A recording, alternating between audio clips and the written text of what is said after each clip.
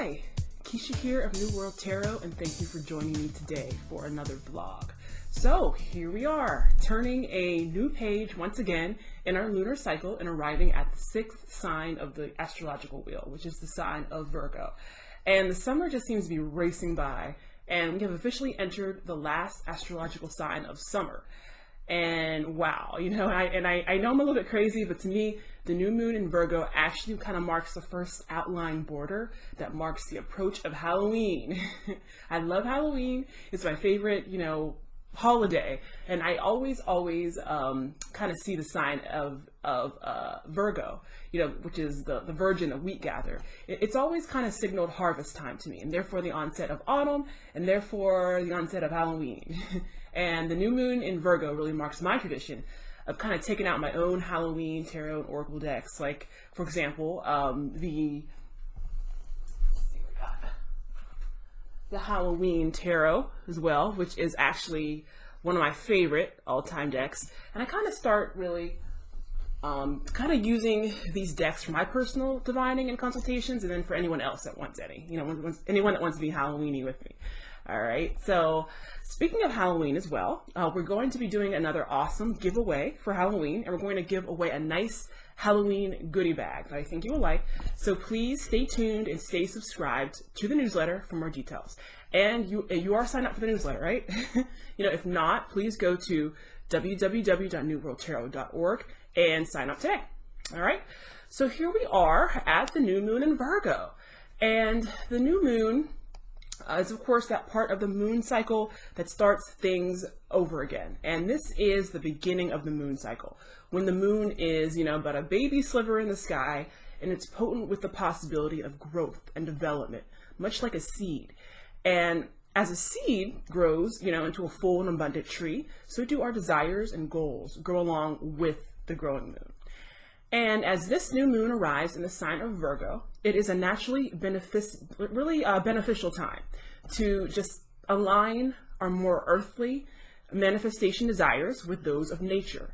So what can we say about Virgo? Everyone knows a Virgo. You may be a Virgo. And Virgo is all about work and organization and success and manifestation.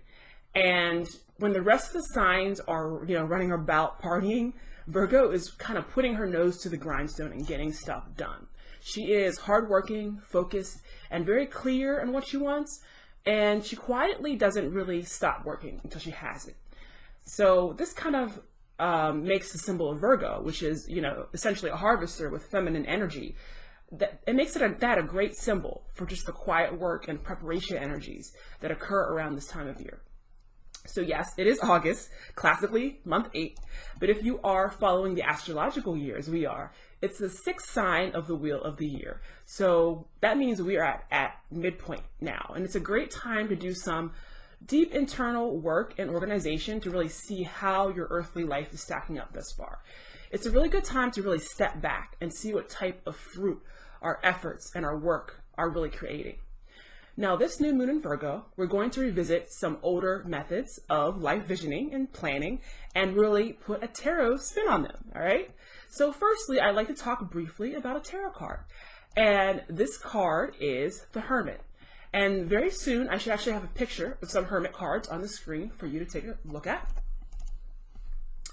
Okay, so the Hermit card is a card of the Major Arcana section of the tarot, and it is traditionally ruled by the sign of Virgo. And it is very different than the classic image of the Virgin that we usually associate with Virgo, but this card carries a lot of that same energy. As you can see here, the Hermit is most often depicted as kind of, a wise old man, more specifically, the wise old man who retreats from society. And this is a traditional image that is included in the Rider-Waite-Smith deck and also the older decks as well. So on the top row, beginning with the far left-hand card, we have the Hermit from the original Rider-Waite-Smith, which is the most popular image of this card and one of the most famous and oldest images of this card. All right, now next to that one, so if we're moving over second from the left here, we see the Hermit from the Alchemical Tarot, which is one of my favorite Hermit cards of all time. And you can see it holds also very closely to the original, and also brings to mind some of the older, more medieval decks as well, like the old French decks, the old Italian decks, okay? All right, and to the side of that, we have the Hermit from the Tarot of the Haunted House. So this is obviously a more contemporary depiction, but we still have the older man, you know, with the lantern to hold that sort of theme, okay? So you can kind of see this recurring. Now on the bottom row, we have some more unconventional depictions, okay? So on the bottom row, on the left-hand side, we have the Hermit from my beloved Halloween Tarot that I mentioned earlier, you know, that I just broke it in for 2019. And he's a mad scientist, yes, and he's hard at work in his isolated lab, you know, and I just think this is such a, it's not just a cute image, but it's also pretty, what I love about this deck is it's not just, you know, a cute Halloween version, but actually the pictures and that she chosen is actually dead on for an amazing interpretation of the card. But moving on, finally to the right of that, we have the Hermit card, also called Asnia, I believe is how you pronounce it, after the plant. And this is from the Herb Crafter's Tarot, which is such a quietly powerful deck. And here we obviously have a very different depiction. The Herb Crafter's Tarot, is a wonderful deck in which most cards basically depict plants and herbs that have the same energies as the tarot. So, you know, the few people and animals that show up are actually in the background, and these beautiful herbs and trees and gardens take center stage in just these striking arrangements. And this deck is amazing, by the way, and I hope to do a review of it soon. All right, so again, you know, all of these are going to depict the Hermit in different ways, and these are all wonderful and accurate depictions. And the Hermit is often traditionally read as a card of pulling away from external influences to really find the wisdom within yourself. It's all about the study of yourself and the study of spirit and the study of the world and the study of truth and what is true. But by going deep within and turning off distractions, and also by studying secret knowledge and hidden information, okay? Now, I like to think of this card as the Mad Scientist card. I actually think the Halloween Tarot has an accurate depiction. And just like the Hermit card, you know, there, I kind of think of it as Mad Scientist because to me, when the Hermit does pull away from the public and from society to learn and study, you know, he or she goes all in. And it can kind of make you a little crazy sometimes. And the Hermit, you know, much like the traditional symbol and energy of Virgo, kind of puts his nose to the grindstone, really goes to work with his text and his books and his studies and his intuition. And he thirsts for the work of knowing, much like Virgo thirsts for the work of doing and earning and serving. All right?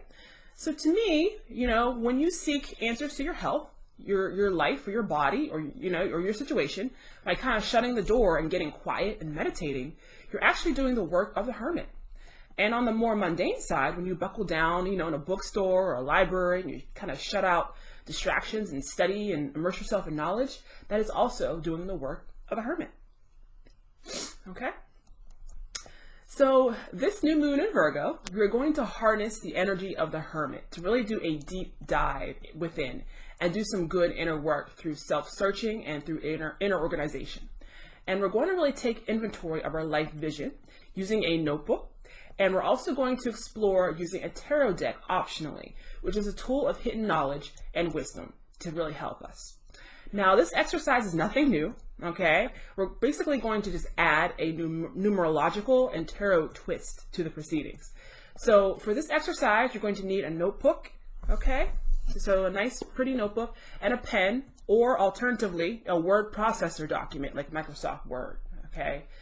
Which I actually prefer to use because I can easily update things and change it, add pictures, and that sort of thing. That makes it very easy for me. Also, the following are optional, you know, a tarot deck, okay? So this exercise is based off of a wonderful, really deeply explorative tarot spread by Mary K. Greer called the Life Inventory Spread. And ever since I found it, I've been obsessed with this spread, as I think this makes a wonderful kind of deep diving exploration of what you want your life to manifest, as, you know, and you can use it with or without the use of a tarot deck. Just the way that it's broken down makes a great guide. So the first thing you're going to do is take a notebook And you're going to divide it roughly into 7 sections. It doesn't have to be exact. Alternatively, you can, find a notebook or a binder that already has 7 sections, or again, just use a word processor. Again, it's probably the easiest thing, bring you forward into the 21st century here. So just do the best you can without taking all day, all right? And if you do use a notebook, you can not separate it, with anything, or you can use paper clips or bookmarks or string or section separators, whatever you like. Now next, after you have your notebook, your word processor, and you have your 7 sections, you're going to name each of the 7 sections to correspond with the following topics about your life. And in the following order. So number 1, we have mental and emotional outlook. Okay, so number 2, we have support and relationships. Number 3, we have money. Number 4 is career and accomplishments. Number 5 is health. Number 6 is pleasure, joy, and fun. And number 7 is life purpose. Okay, so again, I did my best to kind of numerologically match sections together. One obviously being a number of personal power, so which I associate kind of with the magician, which with mental and emotional outlook. Number 2 obviously is a number of relationships and duality. Number 3 is a number of abundance. I correlate it with money. Number 4 is often a number of stability and control, which I correlate it with career and accomplishments. Number 5 is health, which is something that to me can fluctuate and change, which I associate with health. Number 6 is pleasure, joy, and fun, which I do associate that number 6 with beauty and balance. And 7 is a number to me of vision and victory, which I associate with life purpose, okay? So in this journal, you're going to go section by section and just really write down where you are right now, what you want your life to look like, and ideas that come to mind on how to bridge the two, okay? So one more time, you're going to go section by section and write where you are right now, what you want your life to look like, and ideas that kind of come to mind on how to bring the two together, how to bridge the two. And this process is very similar to the process of building a vision board, okay? Which if you're not familiar with a classic vision board, all right, you probably can't see this whole thing, but that is something that I've also done. This is an old process. Again, this is nothing new, okay? We're not reinventing the wheel here. We're basically just kind to make it more, bring it up, make it more of a planned thing as opposed to a random, all over the place thing. So in your life desire section number 1, mental and emotional outlook, all right, you will want to talk about how you want to really see the world. In other words, do you want to be a mental and emotional mess all the time? Someone who reacts to everything and blows up and cries at the slightest provocation, or do you want to be someone who's strong, someone who's even keeled and who has a lot of dignity under stress? Okay. For life desire section number 2, support and relationships, what do you want your love life, your family life, and your social life to look like? Okay. For life desire section number 3, money, how much money do you want to have? Why? What physical property or assets do you want to own? All right, life desire section number 4, career and accomplishments. What is your dream career? What do you want to spend your time doing? Why? What do you want to accomplish in your life? Okay, do you want to play an instrument? Do you want to write books, learn a language, learn a dance or movement art? All right, life desires section number 5, health. So what does perfect health mean to you? What do you want to look like? What do you want to move like? How do you want to feel? And what do you want to be able to do with your body? All right, life desires section number 6, pleasure, fun, and joy. What do you want to be able to do to have fun? Do you want to travel? If so, where? And doing what? Do you want lots of pets? Do you want to be able to eat at lots of restaurants? How do you see yourself spending your time and having fun? And life desire section number 7, life purpose. Okay, So this, along with health though, this may be one of the most important categories. What are you here on this earth to do? What do you want your legacy to be?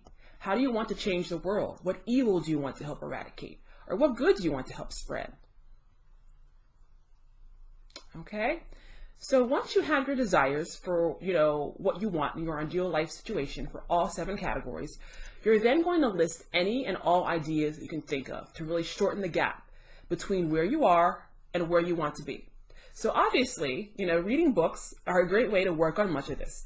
If an idea that you write down seems too big for you right now, don't write it off. It's impossible. Just keep breaking it down into smaller and smaller pieces until you have manageable action chunks, okay? So for example, if my goal for the pleasure life desire is to own a motorcycle, but I can't just go out and get one right now, I can start by studying motorcycles. I can start by figuring out which models and makes I might be interested in buying, I can study prices so I know if I need a new one or a used one. And I can study maintenance schedules for when I do have my motorcycle, okay? So I can, work on, for example, increasing my income from a motorcycle by looking for side jobs or a new higher paying job, okay? Which may also help life desire section number 3, which is the money category, okay? So you can see these are just smaller chunked down steps, okay? Now, another way to figure out how to make strides towards your ideal vision in these categories is to consult the tarot, okay? And this version of Mary Greer's life inventory spread is a great way to really get ideas on how you can plan and reach your goals.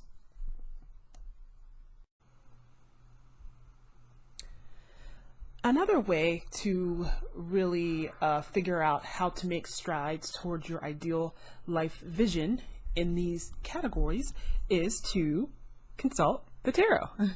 And this version of Mary K. Greer's life inventory spread is a great way to really get ideas on how you can plan and really reach your goals. Now to do it, you're going to shuffle and draw the cards any way you like. That can be through fan draw, through drawing from the top of the deck, through significator draw, however you prefer to draw your cards, of course. And just going to lay them out in seven card row, okay, in chronological order, each card representing a different life desire, okay? And a wonderful way I like to think about doing this is just to really think about getting quiet, getting still, and taking some time for each category to really visualize what you want. Hopefully you wrote this down in your notebook. And then after that, to really feel into it. And then ask, what action can you take to bring that into your life, okay? So I am going to do a quick shuffle. Okay. And just do a quick, just a quick little example here. And I'm going to choose a fan draw. So I'm going to take my cards. And I've never been particularly good at this, but here we go. And fan it out all the way over. Okay. Excellent.